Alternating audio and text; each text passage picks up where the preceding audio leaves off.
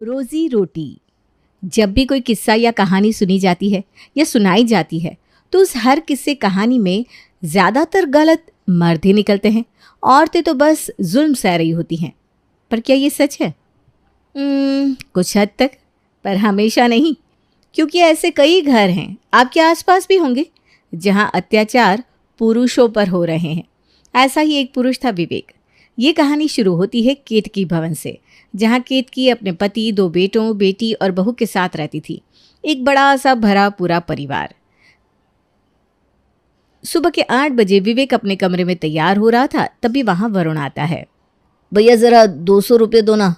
अरे कल ही तो तूने मुझसे 500 रुपये लिए थे टीचर्स डे का बोलकर। अब किस बात के 200 रुपये? कॉलेज में पढ़ता हूँ मैं भैया, कोई बच्चा नहीं हूँ कि खाली जेब सभी के बीच चला जाऊँ। यहाँ सभी कैंटीन में जाते हैं तो मुझे भी जाना पड़ता है। पर हाँ, मैं खर्च नहीं करूँगा, पैसे जेब में होने चाहिए बस। अच्छा तो ये बोलना, ये ले 500 रुपये, अब इसे उड़ाने मत लगना। थैंक यू भैया। और अपने भाई से पैसे लेकर वरुण फौरन अपना बैग उठाकर कॉलेज के लिए निकल जाता है। तैयार होकर विवेक जैसे ही अपने कमरे से बाहर निकलता है, उसकी माँ उसे टोकते हुए कहती है, नहीं लेकर आया ना तू मेरी दवाइयाँ? अरे हाँ मम्मी, मैं तो भूल ही गया। आपने प्रिस्क्रिप्शन दी थी, पता नहीं मैंने कहाँ रख दी। मेरी जेब में रहती ना तो मुझे अच्छे से याद रहता। क्योंकि वो प्रिस्क्रिप्शन मेरे पास है, तू तो टेबल पर ही छोड़कर चला गया था। एक काम बोला था मैंने तुझे, वो भी तुझसे हुआ नहीं। मेरी बीपी की दवाइयाँ लानी थी, ऐसा तो नहीं है कि मैं तुझसे कोई गले का हार मंगवा रही थी। खैर तुझे क्या फ़र्क पड़ेगा, मैं तो ऐसे भी तेरे लिए बोझ हूँ ना। कल मरती आज मर जाऊँ। सास ससुर के ताने सुनकर बुरे से बुरी स्थिति से गुजरकर तुम लोगों को बड़ा किया, और आज तुम लोगों को मेरी दवाइयाँ भारी हो रही हैं। अरे नहीं नहीं मम्मी, आप गलत समझ रही हैं, ऐसा बिल्कुल नहीं है। वो क्या ना, मेरे दिमाग से निकल गया, पता नहीं कैसे। ऐसे ही हमारे दिमाग से भी चीज़ें निकल जाती तो स्कूल के बाद तुम लोग कभी घर ही नहीं आ पाते। अरे रिस्पॉन्सिबिलिटी रखनी पड़ती है, चीज़ें दिमाग में रखनी पड़ती है।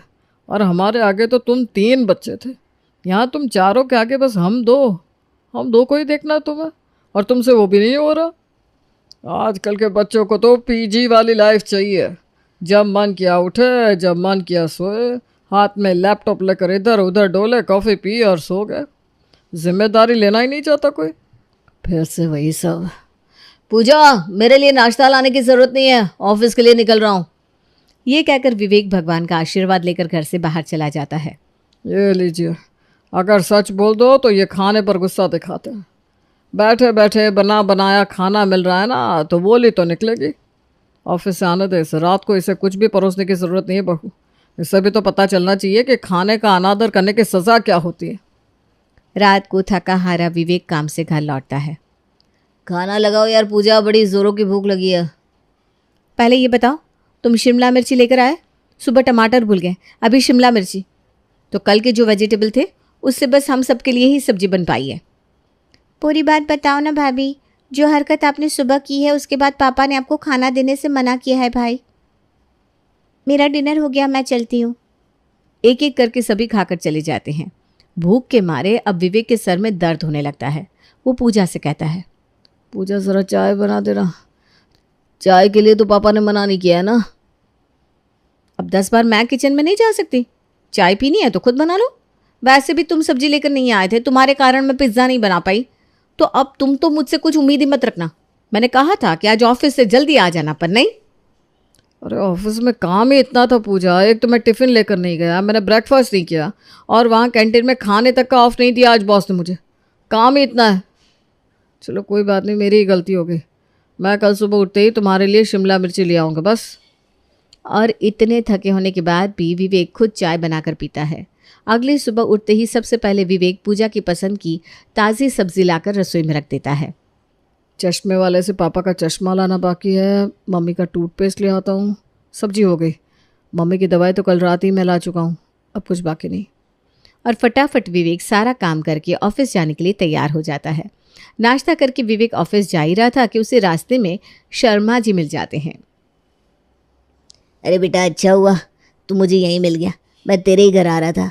वो क्या है ना, अब शादी की उम्र हो गई है प्रेम की, तो सोचा प्रिया से उसकी बात चला दूँ। अरे ये तो बहुत अच्छी बात कह दी अंकल आपने। मैं घर पर बात करता हूँ। आप एक काम कीजिए, प्रेम का बायोडाटा और फ़ोटो व्हाट्सएप कर दीजिए मुझे। और घर लौटते हुए विवेक सबसे पहले सभी के सामने इसी बात को रखते हुए कहता है, बहुत ही अच्छे घर का रिश्ता सामने से चलकर आया है प्रिया के लिए मम्मी। हमारी प्रिया का भाग्य इतना अच्छा है, ऊपर से प्रेम एक नंबर लड़का है, 1.5 लाख रुपए महीने कमाता है और कोई बुरी आदत भी नहीं है उसमें। तो आप शादी कर लो भाई उससे, 1.5 लाख घर पर आ जाएंगे, पैसे से ही मतलब है ना। अरे बहना तू तो नाराज़ हो गई, हम कोई धक्का देकर थोड़ी ना तुम्हें इस घर से बाहर निकाल रहे हैं। पहले लड़के से बातचीत कर ले, पसंद नहीं आया तो देखा जाएगा। नहीं बर्दाश्त हो रही क्या भाई मैं आपको इस घर में? मैंने कह दिया ना, अभी मेरा शादी करने का मन नहीं है, मुझे कम से कम 1-2 साल चाहिए। अच्छा ठीक है, पर मुझे लगता नहीं कि ऐसा रिश्ता दोबारा मिलेगा। लड़के वाले सारा खर्च खुद लगाकर शादी करना चाह रहे थे मम्मी। चाह रहे थे तो क्या मेरी बेटी के बिना मर्जी के मैं शादी कर दूं उसकी? हाँ, तेरा जो करने का मन करता है तू कर प्रिया, मैं हूं ना तेरे आगे खड़ी। बेचारा विवेक, 24 घंटे में एक भी ऐसा पल उसके दिन में नहीं होता था जिसमें उसे सुकून मिले। रात को प्रेम जैसे ही अपने बिस्तर पर लेटता है, पूजा अपनी सहेली से फ़ोन पर बातें करना शुरू कर देती है। क्या तू दुबई जा रही है? पर तू तो अभी अभी बैंकॉक से वापस आई थी ना।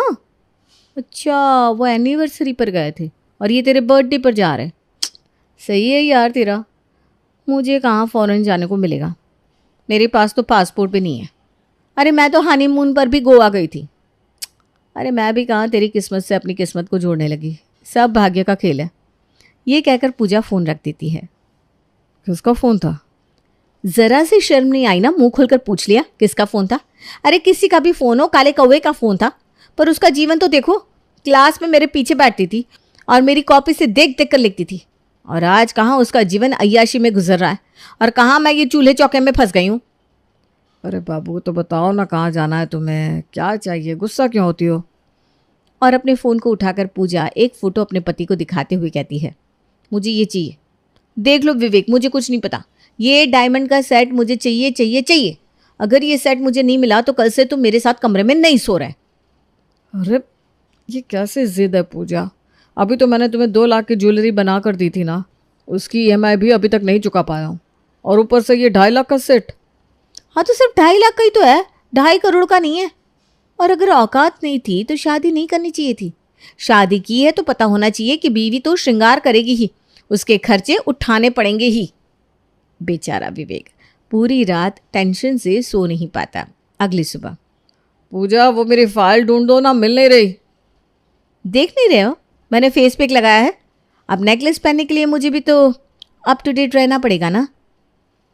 मुझे लगा था रात गई बात गई, पर ये तो रात गई बात गई वाली बात है ही नहीं। अब अच्छा ठीक है, मैं फाइल ढूंढता हूँ, पर टिफ़िन तो दे दो।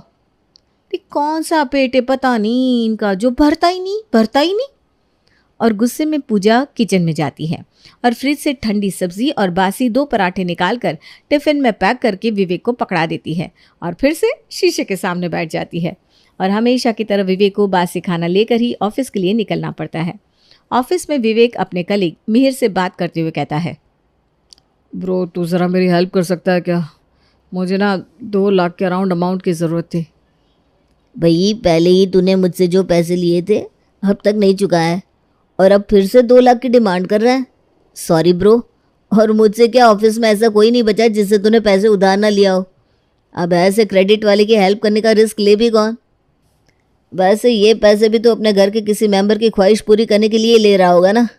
अरे bro, when will you understand? कोई 8-10 लाख की सैलरी नहीं है तेरी। घर वालों को बोल मेरी इतनी औकात है, इससे ज़्यादा मैं तुम लोगों पर खर्च नहीं कर सकता। मिहिर और विवेक आपस में बात कर ही रहे होते हैं, तभी वहाँ ऑफिस के बॉस आते हैं और इस बात को सुन लेते हैं। Vivek, come in my cabin right now. Vivek अपने बॉस के कैबिन में जाता है। तुम्हें समझ में भी आ रहा है तुम क्या कर रहे हो? पुराने एम्प्लॉय हो तुम, मेरे छोटे भाई की तरह मानता हूँ मैं तुम्हें, इसीलिए सलाह देता हूँ ज़रा खुद के बारे में भी सोचो। तुम्हारी आँख के नीचे गड्ढे पड़ चुके हैं, दिन रात काम करते हो तुम। पर सर पैसे भी तो ज़रूरी है ना। आप अगर मुझे कोई आउटसोर्स का एक्स्ट्रा काम दे सकते हैं तो वो मैं रात को कर लूँगा। आई नीड मनी सर, मुझे अभी कुछ पैसे चाहिए, मैं ध्यान रख लूँगा खुद का। ठीक है, आज रात से ही 10 बजे से सुबह 4 बजे तक की एक शिफ्ट तुम दे लो, और ये लो 50,000 रुपये। आई होप इससे तुम्हारी कुछ हेल्प हो पाए। इसी तरह दिन बीतते जाते हैं। विवेक दिन रात पैसे कमाने में लगा रहता है। इसके अलावा घर का राशन लाना, माँ की दवाई लाना, पापा के शौक पूरे करना, बहन को घुमाना फिराना, ये सब कुछ विवेक अकेला ही करता है। पर नहीं किसी को उसकी पसंद नापसंद, उसके शौक की फिक्र होती और ना ही उसकी तबीयत की। एक सुबह, विवेक ज़रा 50,000 दे तो। जी पापा अभी ला। पैसे निकाल रहा है तो मुझे भी ज़रा 10,000 दे दे, मुझे किटी में भरना है। यहाँ विवेक का जीवन खुद किश्तों पर चल रहा था, पर उसके घर वालों के शौक रईसों से कम नहीं थे। मुरारी पैसे लेकर समाज की कमेटी के पास जाता है और वहाँ 10,000 निकाल कर दान कर देता है। ये तो विवेक के पिताजी है। एक कंपनी का बॉस होकर मैं यहाँ 500 रुपये दे रहा हूँ और अंकल जी 10,000 रुपये दे रहे हैं। अब समझ में आ रहा है कि विवेक के सारे पैसे जाते कहाँ हैं। और ऑफिस पहुंचते ही बॉस ने विवेक को इस बारे में बताते हुए कहा, मेरे नज़र के सामने जो है बस वही बता रहा हूँ। दाना करते भी 8 से 10 की लोन की EMI भरते हो तुम, उसके बाद भी तुम्हारे पापा यहाँ हर जगह 10-10 हज़ार रुपये दान कर रहे हैं। अरे भाई, इस तरह से पैसे लुटाओगे तो तुम्हें सड़क पर आने में वक्त नहीं लगेगा। बच्चे नहीं हो तुम कि मैं तुम्हें रोज़ रोज़ बताऊँगा। विवेक, इतना अच्छा बनने की कोई ज़रूरत नहीं है। तुम्हें कोई ट्रॉफ़ी नहीं देने वाला, पर तुम्हें तो ट्रॉफ़ी मिल ही जा रही है सबको खुश करके। तो बाहर बैठे अपने कलीग्स को भी खुश कर लो, क्योंकि आज सभी मिलकर तुमसे पैसे मांगने वाला है। कि क्या? ऐसा मत कहिए सर, मैं एक साथ सभी को पैसे कैसे दूंगा? वो तो मुझे नहीं पता। You can go now. और जैसे ही विवेक अपने बॉस के कैबिन से बाहर निकलता है, सभी के सभी उस पर टूट पड़ते हैं। अब तो मुझे लगता है तूने सोच लिया है कि हमारे पैसे डकार कर यहाँ से भाग जाएगा। अरे मैं तुम्हारे 1 लाख रुपए लेकर कहाँ भागूंगा? तुम ही बताओ प्रेम। मेरा घर यहीं है, मेरा परिवार यहीं है, मैं कैसे भाग सकता हूँ भाई? तुम तो मुझे अच्छे से जानते हो। प्रेम से 1 लाख लिए थे तूने और बाकी सबसे किसी से 10,000, किसी से 20, किसी से 2 लाख, किसी से 4 लाख, कुल मिलाकर 15 लाख रुपए हो रहा है। 15 लाख रुपए लेकर तो तुम भाग सकते हो ना? अरे क्या बोल रहा है Mihir? Please guys try to understand. मैं तुम सबके पैसे दे दूंगा। दे दूंगा नहीं, तुम्हें अब देने पड़ेंगे और तुम्हारे पास 15 दिन है। इस 15 दिन में हम सबके 15 लाख रुपए दे दो, वरना 2 जोड़ी कपड़े पैक कर लो और जेल में बैठकर आराम से ऑफिस का प्रेजेंटेशन जमा करना। अरे कहाँ से लाऊंगा पैसे? कैसे होगा ये सब? एक बार में 15 लाख रुपए जैसी मोटी रकम एक ऑफिस में काम करने वाला लड़का लाता भी तो कैसे? विवेक पसीने पसीने हो जाता है और हर तरफ दिमाग लगाना शुरू कर देता है कि कहाँ से वो 15 लाख रुपए लाए। रात को जैसे ही वो घर पहुंचता है, देखता है कि उसके घर में कार खरीदने पर डिस्कशन हो रहा है। कार ले रहे हैं पापा आप? हाँ क्यों भैया, नहीं ले सकते क्या कार हम? और वैसे कार पापा नहीं ले रहे, मम्मी ले रही है, वो भी मेरे लिए। अब रोज कॉलेज टैक्सी में जा जाकर मैं तो परेशान हो गया हूँ। कितनी इंसल्ट होती है मेरी, क्या बताऊँ। अरे ऐसे क्या देख रहा है? तुझसे नहीं मांग रही हूँ पैसे मैं। मेरी एक FD मैच्योर हो गई है तो 7-8 लाख रुपए आने वाले हैं, तो सोचा वरुण के लिए कार ले लूँ। अगर ऊपर से कुछ पैसों की ज़रूरत पड़ेगी तो मैं तुझे बता दूंगी। ये सुनकर जैसे ही विवेक अपने कमरे की ओर बढ़ने के लिए पहला कदम बढ़ाता है, उसे चक्कर आ जाते हैं। वो वहीं बेहोश होकर गिर पड़ता है। सभी हड़बड़ा जाते हैं और उसे लेकर अस्पताल भागते हैं। यहाँ विवेक के घर वाले अस्पताल पहुँचते हैं तो वहाँ ऑफिस के बॉस और उसके कलीग्स पूरे 2 घंटे डॉक्टर की निगरानी में रहने के बाद विवेक को होश आता है। क्या हो गया मेरे हस्बैंड को डॉक्टर? वो तो आपको पता होना चाहिए। 32 साल की उम्र में लड़के को इतनी सारी बीमारियां हो रखी है। BP है, शुगर है, हार्ट रेट भी कुछ सही नहीं है। इसे इतना स्ट्रेस किस बात का है? अभी तो चीज़ें समझ जाएगी, पर अगर यही स्ट्रेस लेवल विवेक का आगे भी रहा तो फिर हम कुछ नहीं कर पाएंगे। आप लोग चुप क्यों? और आप लोगों के माथे पर यह सिकन कैसे? आप लोगों को तो खुश होना चाहिए ना कि आप लोगों की सारी इच्छाएं पूरी हो रही हैं। आज आपके बेटे की यह हालत ना आपके कारण हुई है। छोटा भाई हो या बहन, बीवी हो या माँ बाप, सभी को बस अपने काम की पड़ी थी। किसी को अपना काम करवाना था तो किसी को पैसे निकलवाने थे। पर किस समय विवेक पर क्या गुजर रही है किसी ने नहीं पूछा। ऑफिस के चपरासी तक से विवेक ने उधार ले रखा है, फिर भी उसके खर्चे पूरे नहीं हो पा रहे थे। वो खुद तो फटे हुए जूते पहनकर ऑफिस आता है, पर आप सबकी ज़रूरतें पूरी करता है, और आप में से किसी ने भी उसकी नहीं सोची। हे भगवान, ये कितनी बड़ी गलती हो गई मुझसे। मैं अपने बेटे का दुख नहीं समझ पाई। इस गलती के लिए भगवान भी मुझे माफ़ नहीं करेगा। वरुण, कल मेरी एफडी से जो 7-8 लाख रुपए आने वाले हैं तू विवेक को दे देना। उन पैसों से उसकी थोड़ी तो मदद हो जाएगी। और बाकी के पैसे मम्मी जी मैं अपनी ज्वेलरी गिरवी रख देती हूँ। उसकी ज़रूरत नहीं पड़ेगी, मैं सब देख लूँगा। मुझे पता था कि विवेक को ये दिन कभी ना कभी तो देखना ही पड़ेगा, इसीलिए मैं उसके पीएफ में ज़्यादा पैसे कटवाता था। अब वो पीएफ ही उसकी मदद करेगा और बाकी बचे लोगों के उधार चुक जाएंगे। और इस इंसिडेंट के बाद सभी को समझ में आ जाता है कि वो क्या कर रहे थे। सभी विवेक से अपनी गलती की माफ़ी मांगते हैं और इस दिन के बाद कोई भी अपनी गलती नहीं दोहराता।